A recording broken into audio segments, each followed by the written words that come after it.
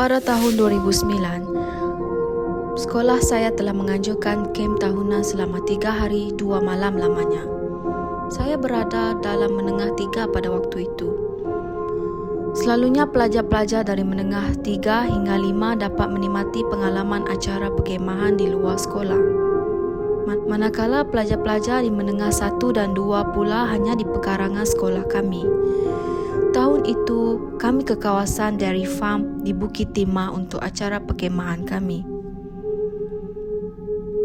Saya merasa amat teruja dan gembira sebab sudah 2 tahun melalui acara perkemahan di sekolah. Kisah yang terjadi ini saya tidak menyalahkan sesiapa pun kerana saya percaya ia berpunca dari diri saya sendiri. Mulut saya cabul, tapi dengan cara tak sengaja. Sampai sahaja di kawasan Dairy Farm, saya terlihat banglo yang pertama. Saya tak pasti kalau korang pernah pergi ke sana atau tidak, tetapi kawasan perkemahan Dairy Farm mempunyai beberapa rumah sebuah untuk kami tidur. Tidak ada apa-apa di dalam melainkan kipas di dalam banglo setinggi 2 tingkat ini. Walaupun tidak mendirikan sebarang kemah, kami terpaksa tidur dalam beg tidur yang kami bawa ke acara tersebut. Berbalik kepada cerita saya. Dari pintu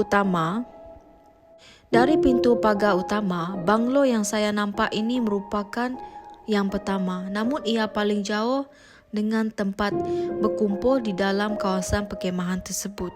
Saya pun berkata, sesiapa yang dapat banglo ni memang nasibnya tak baik. Jauhnya. Rakan-rakan saya yang lain ketawa mendengar keluhan saya. Namun apakah daya, nasib saya macam kentang.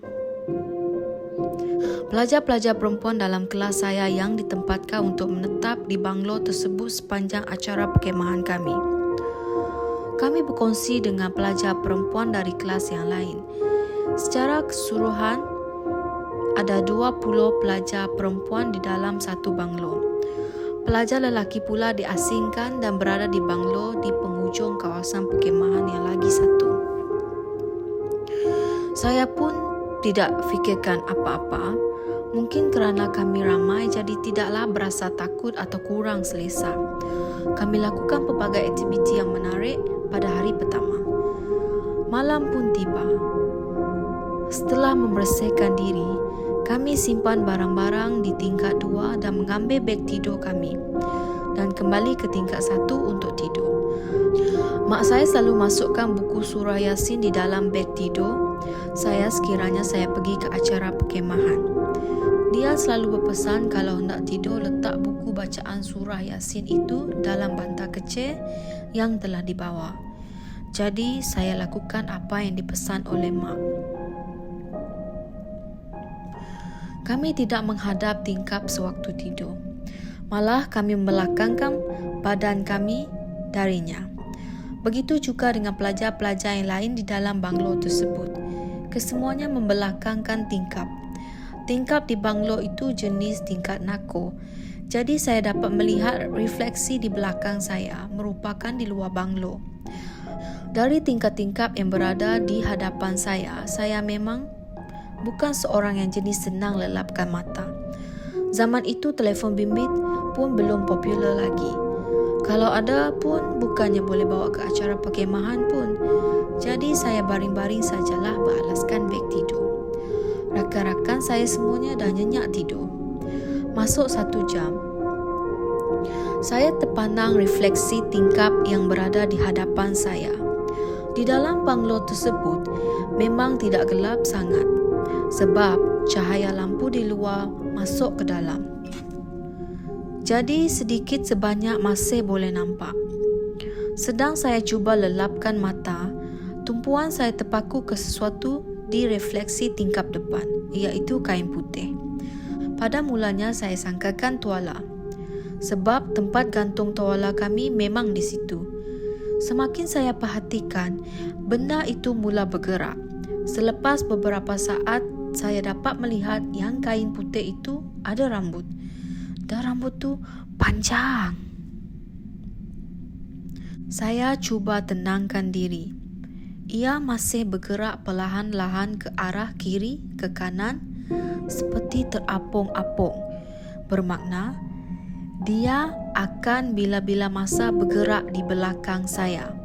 Semakin lama, semakin dekat. Saya berkata dalam hati, jangan ingat apa-apa, dia berada di luar, aku masih di dalam.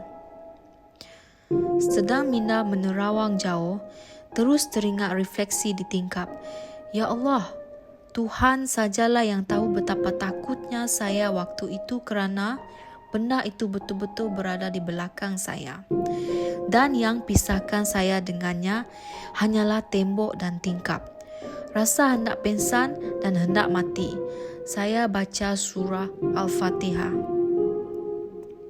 Sampai itu saya tarik buku bacaan surah Yasin perlahan-lahan dari dalam bantal. Zip beg tidur sehingga penuh. Biarlah kepanasan asalkan tidak nampak benda itu lagi. Mujurlah tidak ada apa-apa yang berlaku pada saya. Saya dapat tidur juga, alhamdulillah, kerana ketakutan. Pukul 5 pagi. Kawan Cina saya mengejutkan saya. Dia tanya kenapa saya tidur berbungkus seperti itu. Saya diamkan diri, kemudian dia berkata, "Tengok si Nina. Dia menangis sejak dari tadi. Kawan-kawan dia sedang pujuk. Nina merupakan pelajar perempuan dari kelas lain. Memang tidak rapat, setakat kena nama sahaja. Dia sedang menangis ketakutan dan rakan-rakannya termasuk instruktur camp sedang menenangkan keadaannya dan memujuknya." Saya bertanya, apa yang terjadi? Salah seorang kawan yang berkata, ada sesuatu di luar memanggil-manggil namanya sepanjang malam dan dia tak boleh tidur. Mata saya terbeliak. Adakah itu benda yang sama saya nampak sebelum saya lelapkan mata? Saya memang tak beritahu sesiapa tentang pengalaman saya kerana kami masih ada satu malam yang perlu kami tidur di sana dan saya tidak mahu menakutkan sesiapa. Nanti mereka sangkakan yang saya buat cerita pula. Nina dibenarkan pulang kerana dia tidak lagi mahu berada di sana dan orang tuanya sendiri yang datang menjemputnya.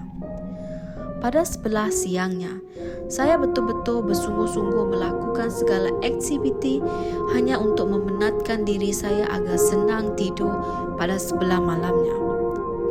Alhamdulillah, mujur tidak ada apa-apa gangguan lain selain pada malam pertama itu. Pada saya itulah pengalaman paling seram dan tidak akan dapat saya lupakan sampai bila-bila. Pulang saja dari acara perkemahan tersebut, saya demam selama 2 hari. Saya ceritakan kepada ibu dan dia marah. Itulah, sukana tegur sebarangan. Nasib dia tak ikut balik. Mujur tak ada apa-apa yang berlaku kepada saya dan rakan-rakan yang lain. Saya memang bersyukur sangat. Itu sahaja kisah pengalaman saya.